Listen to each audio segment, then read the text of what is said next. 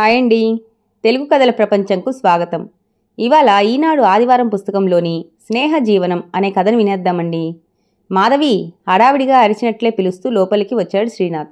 ఫోన్లో మాట్లాడుతున్న మాధవి ఆగమన్నట్లుగా చేయి చూపించి, సరే నాన్న రాజా, జాగ్రత్త, ఏ అవసరం ఉన్నా ఫోన్ చెయ్యి, ఏం కావాలన్నా కొరియర్ చేస్తాం, మరీ ఇబ్బందిగా ఉంటే రష్మి దగ్గరికి వెళ్ళండి, రమ్య జాగ్రత్త, సహించకపోయినా ఏదో ఒకటి తింటూ ఉండమను, ఇక్కడ మీ నాన్న కాళ్ళు నేల మీద లేవు, ఒకటే గంతులు, ఓకే బాయ్ అని ఫోన్ పెట్టేసింది. రాజా నాకు ఫోన్ చేశాడు, నువ్వు తాతవు కాబోతున్నావు సీను, కంగ్రాట్స్, నా శ్రీ వచ్చేస్తుంది, కళ్ళ నిండా నీళ్లతో అంది మాధవి. అవును మధు, శ్రీలత ఉంటేనా ఎంత సంతోషించేదో, ఇప్పటికిప్పుడు అమెరికా వెళ్దామనేది. గుక్క తిప్పుకోకుండా చెప్తున్న శ్రీనాథ్ని చూసి, నువ్వు ముందు స్థిమితంగా కూర్చో, కాఫీ ఇస్తా, తాగుతూ కబుర్లు చెప్పు, నేను వంట చేస్తా అంటూ వంటింట్లోకి వెళ్ళింది మాధవి. తన వెనకే వెళ్లి కుర్చీ లాక్కొని కూర్చున్నాడు శ్రీనాథ్. కంట్లోంచి వస్తున్న నీళ్లు కూడా తుడుచుకోకుండా ఉద్వేగంగా కబుర్లు చెప్తున్న శ్రీనాథ్ని చూస్తూ పక్కకి తిరిగి కళ్ళు తుడుచుకుంది మాధవి. మాధవి ఆమె భర్త రాధాకృష్ణ, శ్రీనాథ్ అతని భార్య శ్రీలత, అందరూ ఒకే బ్యాంకులో ఉద్యోగులు. అందరూ ఇంచుమించు ఒకేసారి ఉద్యోగాల్లో చేరారేమో, నలుగురికి బాగా స్నేహం ఏర్పడింది. పెళ్లి అయ్యాక పక్కపక్కనే ఇల్లు కొనుక్కొని స్నేహం ఇంకా బలపరుచుకున్నారు. పేరుకు 2 ఇల్లు అయినా అందరూ ఎప్పుడూ ఒకే ఇంట్లో ఉండేవారు. మాధవి కూతురు రష్మి, శ్రీనాథ్ కొడుకు రాజీవ్ కూడా మంచి ఫ్రెండ్స్, ఇద్దరూ కలిసి పెరిగారు. రాజీవ్ రష్మి స్నేహితురాలు రమ్యని పెళ్లి చేసుకుంటే, రష్మికి రాజీవ్ తనతో పనిచేసే విశ్వ గురించి చెప్పి పెళ్లి కుదిర్చాడు. వాళ్ళు నలుగురూ కూడా బాగా కలిసిపోయారు. ఉద్యోగరీత్యా అమెరికా వెళ్లిన పిల్లలు నలుగురు అక్కడే ఉండిపోయారు. అందరూ శాన్ ఫ్రాన్సిస్కోలోనే ఉండటంతో నెలకు 2 సార్లు కలుస్తూనే ఉంటారు. పిల్లలు అమెరికా రమ్మని గొడవ చేస్తే పెద్దవాళ్ళు నలుగురు కలిసి అమెరికా వెళ్లి అక్కడ పిల్లలతో అన్నీ చూసి సరదాగా 4 నెలలు ఉండి వచ్చారు. పిల్లల సంసారాలు చూసి సంతోషంగా వెనక్కి వచ్చిన వీళ్ళకి కరోనా స్వాగతం పలికింది. వీళ్ళ ఫ్లాట్లలో చాలామందికి కరోనా బారిన పడ్డారు. ఇంట్లోనే ఉంటూ ఎంత జాగ్రత్తగా ఉన్నా నలుగురికి కరోనా వచ్చింది. పిల్లలు అమెరికా నుంచి రోజూ ఫోన్లు చేసి ఆన్లైన్లో డాక్టర్స్తో మాట్లాడి మందులు పంపినా అందరూ ఆసుపత్రి పాలు కాక తప్పలేదు. కలిసి వెళ్లిన నలుగురిలో 2 మాత్రమే తిరిగి వచ్చారు. ఇంటికి ఒక్కళ్ళు అన్నట్టు శ్రీలత, రాధాకృష్ణ దక్కకుండా పోయారు. కరోనాలో జీవిత భాగస్వాముల్ని పోగొట్టుకోవటం ఒక ఎత్తు అయితే, వాళ్ళకి అంతిమ సంస్కారాలు జరపడం ఇంకో ఎత్తు అయింది. దిక్కులేని వాళ్ళలా మున్సిపల్ వాళ్లతో జరిపించడం, శ్మశానం వరకు కూడా వెళ్లలేకపోవడం, అటువంటి సమయంలో కనీసం పిల్లల దగ్గర లేకపోవడం పెద్ద శాపాలుగా తోచాయి మాధవి శ్రీనాథులకి. ఆ సమయంలో వాళ్ళిద్దరూ ఒకరికి ఒకరు అన్ని విధాలుగా తోడయ్యారు. మాధవి వంట చేస్తుంటే శ్రీనాథ్ బయట పనులు చూసేవాడు. పగలంతా ఇద్దరూ ఒకచోట గడిపినా రాత్రికి ఎవరి ఇళ్లకు వాళ్ళెళ్ళి పడుకునేవారు. ఫ్లాట్స్లో అందరికీ ఈ 2 కుటుంబాల స్నేహం గురించి తెలుసు కనుక ఎవరూ ఏమీ మాట్లాడేవారు కాదు. ఒకవేళ ఎవరన్నా ఏమన్నా అన్నా పట్టించుకునే స్థితిలో మాధవి కానీ శ్రీనాథ్ కానీ లేరు. ఇప్పుడు కోడలు రమ్య తల్లి కాబోతుందని తెలిసి శ్రీనాథ్ ఆనందానికి హద్దులు లేవు. పుట్టబోయేది పాప అని తెలియడంతో అందరూ శ్రీలతే మళ్లీ వస్తోందని సంతోషపడ్డారు. సరిగ్గా రమ్య డెలివరీ కోసం బయలుదేరే టైంకి రమ్య తల్లికి కాలు ఫ్రాక్చర్ అయ్యి కదలలేని పరిస్థితికి వచ్చింది. ఆవిడ మాధవికి ఫోన్ చేసి ఒకటే ఏడుపు.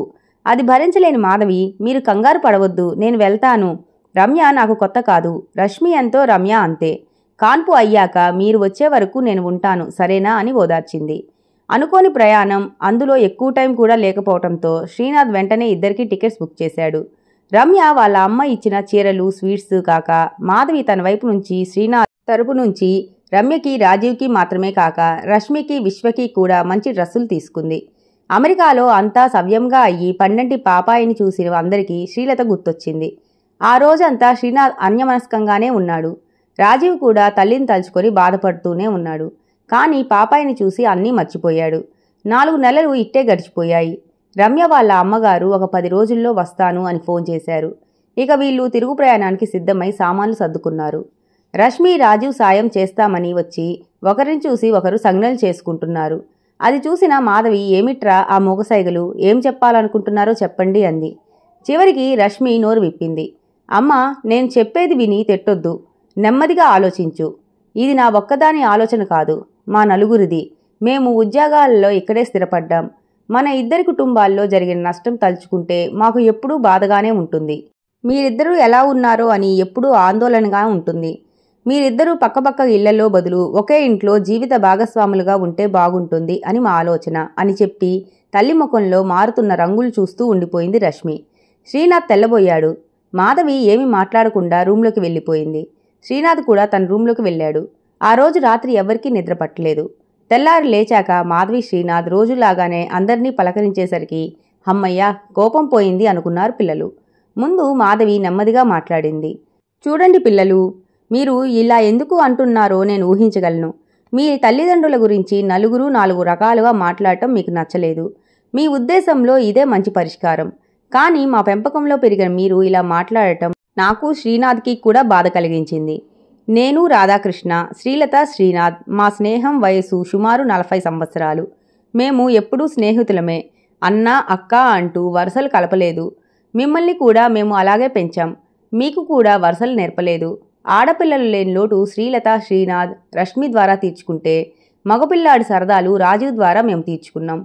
మన ఇరువైపు బంధువులు, స్నేహితులు మీరిద్దరూ పెళ్లి చేసుకుంటారు అనుకున్నారు. వాళ్ళ ఆలోచన తప్పు అని నిరూపిస్తూ మీరు మీకు నచ్చిన వాళ్ళని చేసుకున్నారు. నలుగురికి ఈ రోజుకి స్నేహంగా ఉన్నారు. ఏ వయసు వారైనా సరే ఒక ఆడ మగ మధ్య పరిచయం ఉంటే అది తప్పనిసరిగా లైంగికమైన ప్రేమే అనే ఆలోచనలు ఇప్పుడిప్పుడే కొద్దిగా మారుతున్నాయి. వయసులో ఉన్న మీరే ఆడా మగ అనే తేడా లేకుండా స్నేహంగా ఉన్నారు. వయసు మళ్ళిన మేము స్నేహంగా ఉండకూడదా? నా భర్త స్థానం నేను ఎవ్వరికీ ఎలా ఇవ్వలేనో తన భార్య స్థానం శ్రీనాథ్ కూడా ఎవ్వరికీ ఇవ్వలేడు. మేమిద్దరం మంచి స్నేహితులం. చివరిదాకా అలాగే ఉంటాం. లోకం కోసం అన్నయ్య అనో చెల్లెమ్మ అనో పిలుచుకోవడం మాకు ఇష్టం లేదు. మా స్నేహానికి ఎవరు ఏ పేరు పెట్టినా మాకు పర్వాలేదు.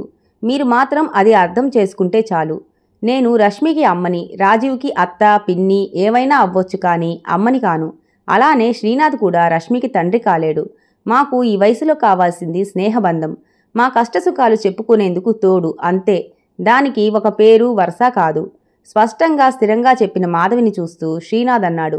మాధవి చెప్పిందే నా మాట కూడా. మాది స్వచ్ఛమైన స్నేహం. దానికి వేరే పేరు, రూపం ఇవ్వం.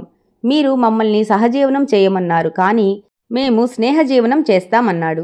రష్మి, రాజీవ్ ఇద్దరూ ఒకరి ముఖం ఒకరు చూసుకున్నారు. రష్మి మాధవిని పట్టుకొని, సారీ అమ్మా, మమ్మల్ని క్షమించు.